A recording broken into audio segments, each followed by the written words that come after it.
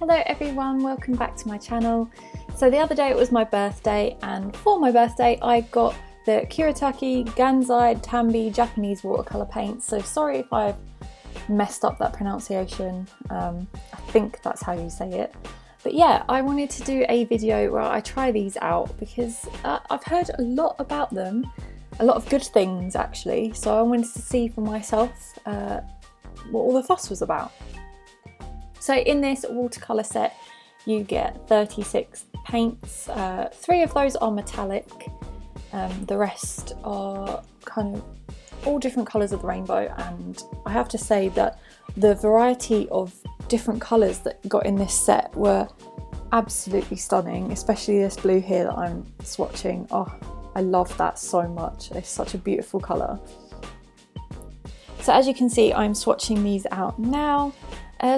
Something that I found really great about these paints was that they activated so quickly. I put like the tiniest amount of water on my brush and put that in the pan, and it just lifted so nicely.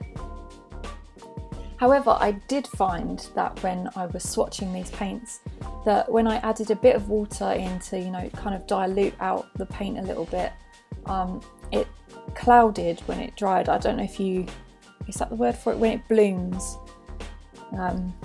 You see that quite a lot in watercolour paint, like as you can see here in my swatches, it's kind of blooming, which my other watercolours don't do that, and they're a lot cheaper. So I don't know whether that's just me, the paper or the paints, but hopefully I can try these out a bit more and find out.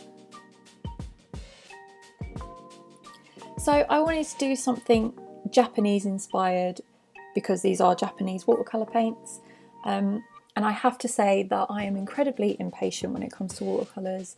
They're not my favourite medium to work with, but I do like painting with them. It's what I've been painting with the longest, but I don't feel like I practice enough with watercolour paint. So this painting isn't amazing.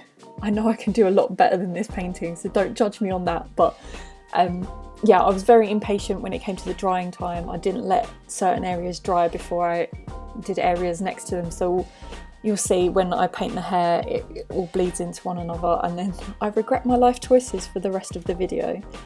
But yeah, I wanted to do something Japanese inspired, so I decided, well actually I did this sketch a long time ago in a crappy old sketchbook that I cannot find now. It was like a small little travel sketchbook, so I thought I'd like recreate that. It was a Japanese girl with a parasol, and I thought, yeah, I would do that with these watercolours, and I thought, oh, that it would look really nice, but you know, it is what it is.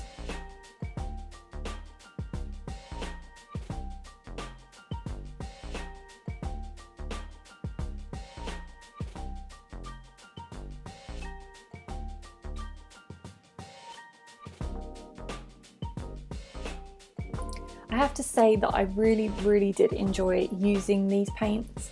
The only problem that I have with, you know, kind of the box itself is that there's nowhere to mix the paints together. So say I wanted a slightly different colour, there was nowhere to mix it because it's all cardboard. So I had to find another palette for that, which isn't a huge deal, but if you haven't got a spare palette, you know, it's nice to have that.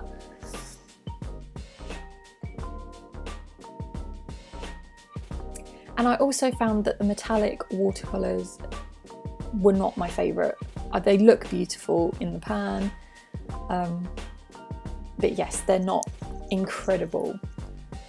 They don't mix well with the water for some reason, even though they're watercolours, which you'd think they would, but yeah, they don't like the water too much and they kind of look dirty. But yes, that's my only complaints about the watercolours. Aside from that, I absolutely loved using these. They're so buttery, and yeah, not much else to say. So I'll let you continue on watching the video.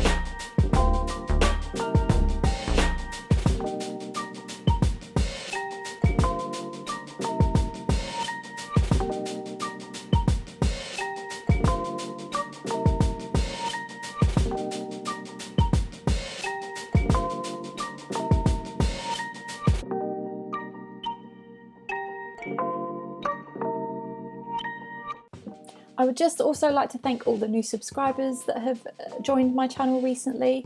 I have just hit 150 subscribers, so I want to say thank you to everyone who has supported my channel. It means the absolute world to me, and I just love getting my art out there, and I love to hear your responses as well. So thank you ever so much, and I will hopefully see you on the next video. Bye!